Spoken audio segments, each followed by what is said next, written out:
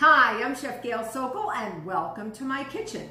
Today we're making a classic, a dessert that will elevate any meal that you make for family or friends. It's the molten chocolate cake.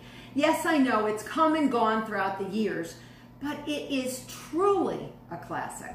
Just like that little pearl necklace on a plain old black dress, it elevates any meal you serve it, and the best part, it's the easiest thing to make. And you can make it ahead. You can make it several days ahead. And you can make it gluten-free. You can make it low sugar. You can make it sugar-free. I've done it all and it works great. And if you have friends that have celiac or can't eat gluten, or friends that are on a special diet or diabetic, it works for them all. So let's get started, super easy. So I've preheated my oven to 400 degrees Fahrenheit, and I've had 3 1/4-ounce ramekins that I've sprayed with nonstick cooking spray, and I have 4 of them.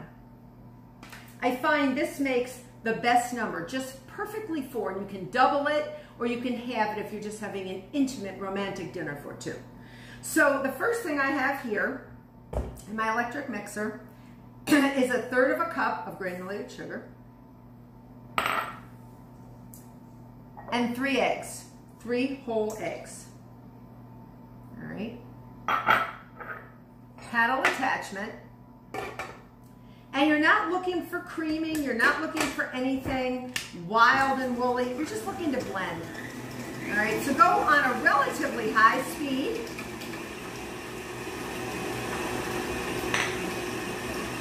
And just get that blended. Once it's blended, I'm going to get a clean spatula.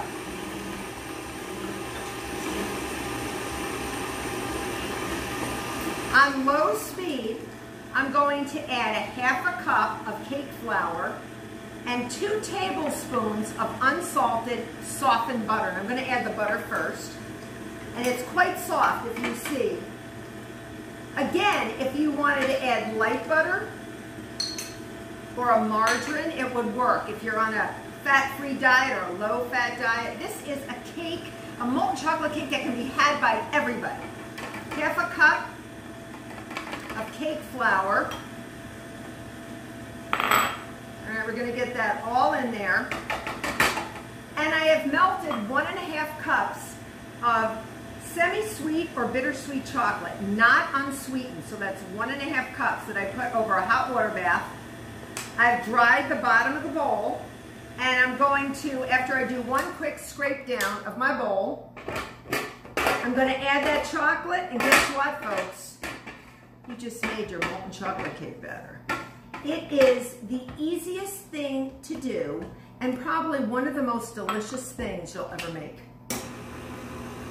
All right, so I'm going to let that go in there. All right. Do it with a flourish. Let it just fall in there. Ah, I love it.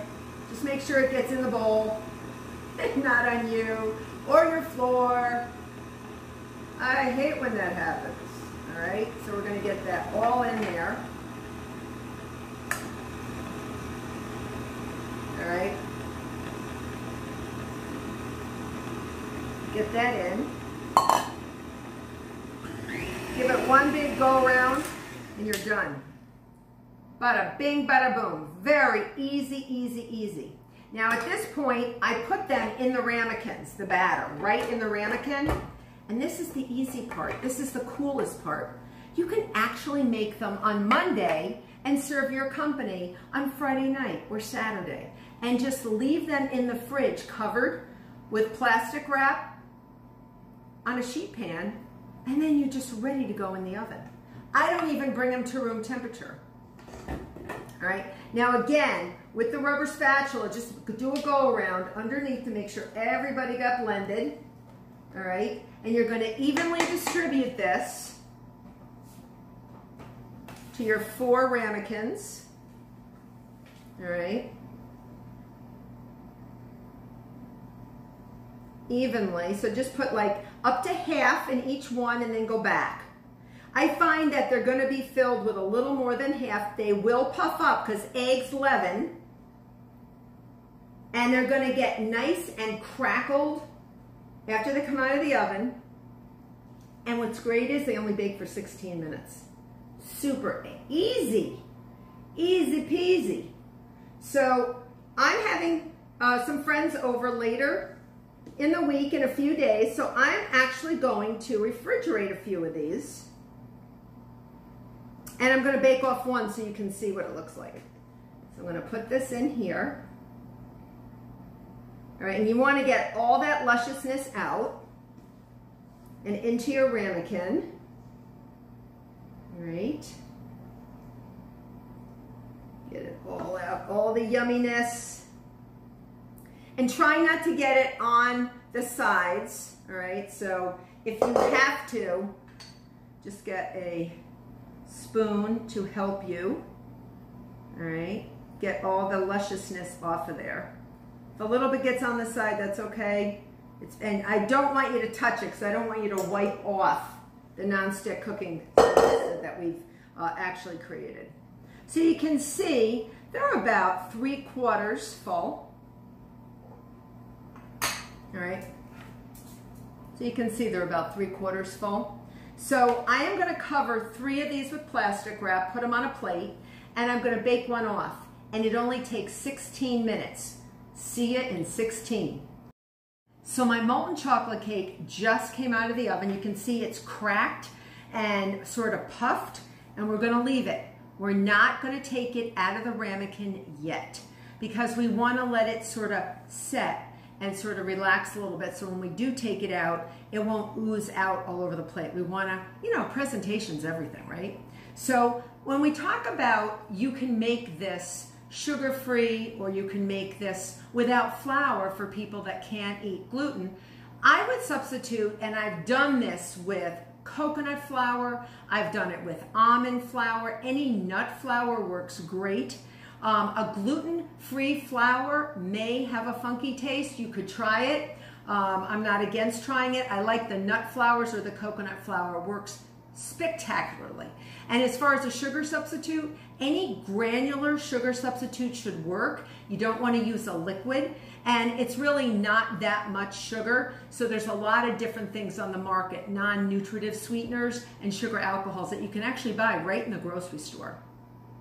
So once this gets a little bit less super hot, you're going to, remember, you're going to need a hot mitt. No matter what you do, you're not going to burn yourself unless you're, you know, made like Superman or Superwoman. So what I do is I just go around it, all right? Just very gently go around with a knife. And remember, you've greased it really well. So we're just going to go around. And this will take a little time. Just, you know, don't rush it. This is your molten chocolate cake. This is your moment. This is the dessert. This is the most spectacular time of the evening as far as I'm concerned. All right? So you want to go 360 around. Want to go all the way around. And it should come out because you've got the nonstick cooking spray. All right? All right, you ready? Moment of truth. You get your pretty plate. I take an offset spatula, and I do this for each one, and I sort of do this thing where I'm sort of coordinating. I put it on the plate where I want it to be, and then I flip it. I just flip it.